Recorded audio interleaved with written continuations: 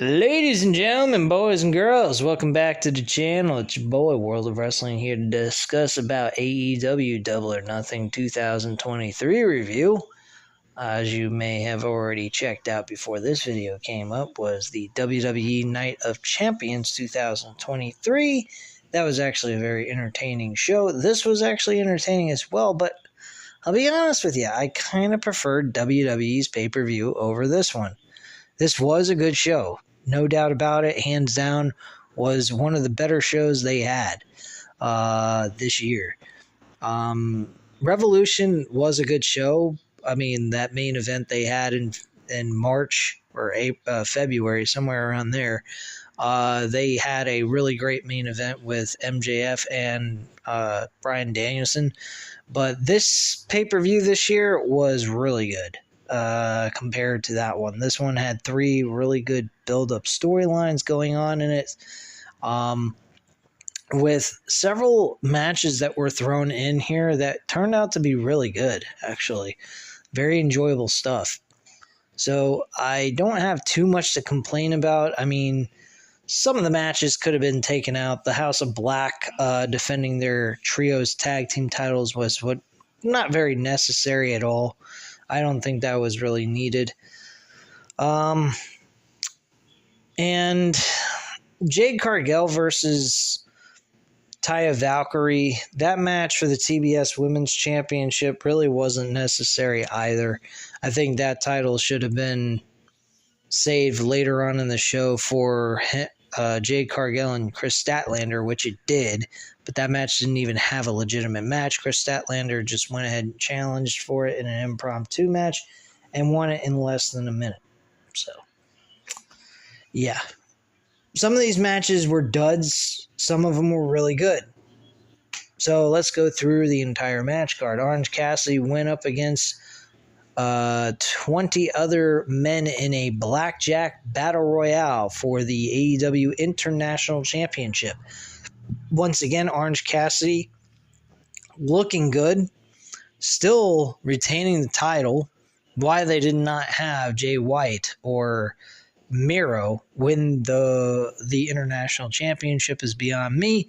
But if they're not going to go with somebody new that is worthy enough to win the title, might as well stick with what you know. Orange Cassidy is your guy.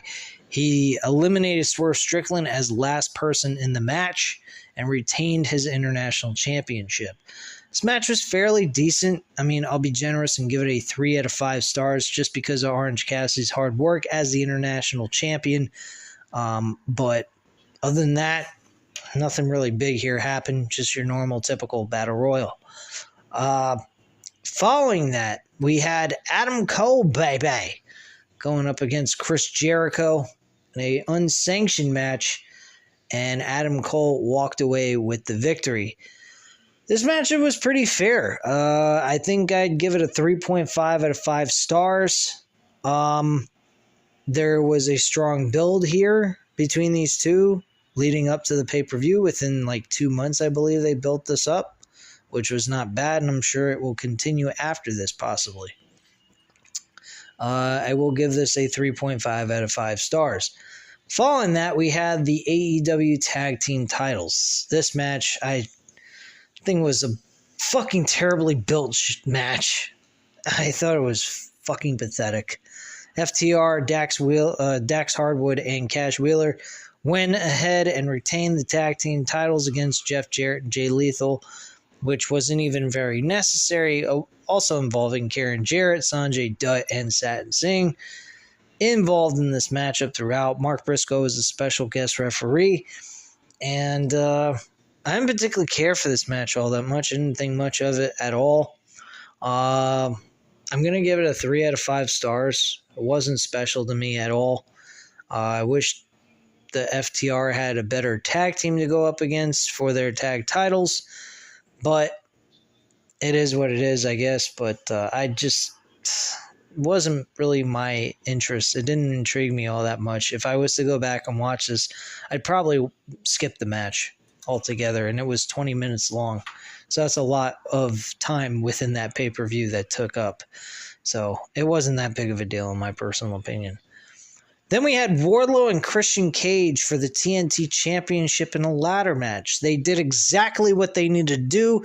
They booked this match correctly. Wardlow retained his TNT title against Christian Cage in the match he specializes in. And I think it was very smart by AEW to do this. Wardlow retains. He's got a little bit of stock value, in my personal opinion. They still got a lot of work to go, though, really. But at the end of the day, guys, I got to give them a lot of credit. This was very nice. This match was pretty damn good. Again, I will give it a 3.5 out of 5 stars. So a very solid match. Toni Storm went up against Jamie Hayter for the AEW Women's Championship. This was very short. Very shocking also that Toni Storm walked away as the new women's champion, now officially a women's champion in the record books, because originally she was called the interim women's champion, which was pretty fucking sad and bullshit, my own personal opinion, but it is what it is. And Toni Storm is now your official women's champion. Sorry about that. I'm not really going to give this much of a rating because the match was extremely short, so I'm going to say 2 out of 5 stars. Surprising victory, but not much of a match. Only 3 minutes and 5 seconds. House of Black, Malachi Black, Brody King, and Buddy Matthews defended the Trios Tag Team titles against the Acclaim, Anthony Bowens, and Max Caster, along with Billy Gunn, to defend and retain these Trios Tag Team titles in an open house rules match. Now, I am glad the Acclaim got a spot on this card, especially with the lack of retracing their goals towards getting the tag team titles back, because God knows that that's what they should be going after. But they had a spot on this show that was not bad. This match was fairly decent, but I was not too high on this match. This did not have any story to it. It could have been saved for a Dynamite show. I didn't particularly think this was absolutely necessary to add 15 minutes and 30 seconds of a match onto the fucking pay-per-view for no apparent reason at all. So I didn't really particularly care for this match all that much. But for the match quality it was, I will give it a 3 out of 5 stars. Jade Cargill defended the TBS Women's Championship against Taya Valkyrie. This match sucked. Why did they have a rematch when they were going to have her retain the title anyway? There's no point. They should have just had this on a Dynamite show again or on Rampage. But they didn't. Instead, they give the winner of the TBS Championship, the one that finally takes the title off of Jade Cargill, only 48 seconds of a fucking match between Chris Statlander and Jade Cargill. That is bullshit, ladies and gentlemen. Absolute and utter bullshit. This match gets a 2 out of 5 stars just for the poor booking decision that Tony Khan made for the TBS Women's Championship. We don't get any kind of bill going into the TBS Women's title. It's randomly thrown on pay-per-view pay-per-view after pay-per-view, and with no storyline bill for Jade Cargill against her opponents. Not to mention, they should have just gone ahead, had Chris Statlander return. If she wasn't physically cleared to do any physical stuff yet, they could have at least had her do some storyline promo work, and it did something to help us get intrigued to see these two women go at it over the TBS Women's Championship at the Double or Nothing pay-per-view. But unfortunately, that was not the case, so the fucking pay-per-view for the TBS Women's title anyway absolutely sucked, and that's why I give it a 2 out of 5 stars. The person that won the title was the correct person to go with, but the way they did it really sucked.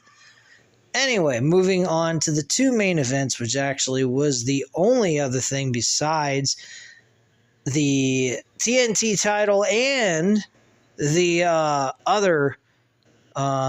the Adam Cole and Chris Jericho match, and even the Battle Royal, I would have to say, were probably the 5 most important matches on this entire card. Everything else you could have wiped off the table and not given 2 flying fucks about because none of it really mattered.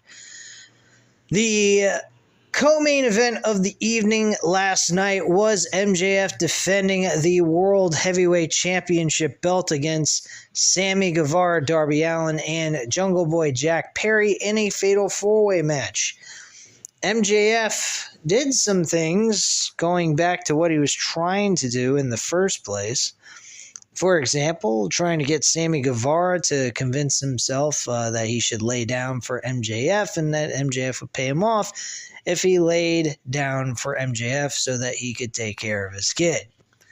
And Sammy Guevara pretended to give in to MJF. MJF posed in front of the fans, giving them the bird, and then tried to go for a pinfall, and Sammy Guevara did a cradle roll-up pinfall and tried to get a victory. Unfortunately, did not get that. Leading up to the end of this matchup, a headlock takeover was taking place by MJF onto Darby Allin for a 1-2-3, referring to the match that MJF and Darby Allin had back in a couple of years ago. I think it was in 2021 Full Gear, I think it was, when Hangman Page beat Kenny Omega for the AEW World Championship, possibly. He did the same thing here in this fatal 4-way match, and he walks away with the victory. Very impressive. This match I liked a lot. I thought it was a 4 out of 5 stars. Very solid, entertaining matchup. A lot of fun. These guys went all out crazy in this match. But it was not the main event. The Anarchy in the Arena match was the main event. Blackpool Combat Club with Bryan Danielson, Jon Moxley, Claudio, and Wheeler Yuta defeated the Elite with Kenny Omega, Matt Jackson, Nick Jackson, and Hangman Adam Page on account of Don Callis' interference once again, as well as the interference of Takeshita. And Don Callis apparently was behind all of this, and it looks like Takeshita is part of the Blackpool Combat Club along with Don Callis. So this was a good match. I will admit that. A lot of anarchy. It definitely lived up to the name of the match itself. I have really not much to complain about if you want to get technical about all this. This is a very entertaining show. Solid, very much so. And you ain't got much to complain about, man. This match was a 4 out of 5 stars, maybe even 4.5 out of 5 stars if you really want to push the envelope. But this was good. Both of these matches back-to-back were very good main events. Very fun stuff to watch. And I enjoyed it for what it was, and I think it was a blast, at least for the important matches that I cared about. Everything else was kind of just whippy-washy crap to fill in time, which I don't particularly think that was the greatest move by Tony Khan, but it is what it is. So, at this time, guys, you know what to do. Hit the like button if you liked the video. Hit the subscribe button if you're not already subscribed to the channel. And leave a comment down below. I'll definitely get back to you on that. Thank you guys very much for watching. And I'll speak to you later. Bye.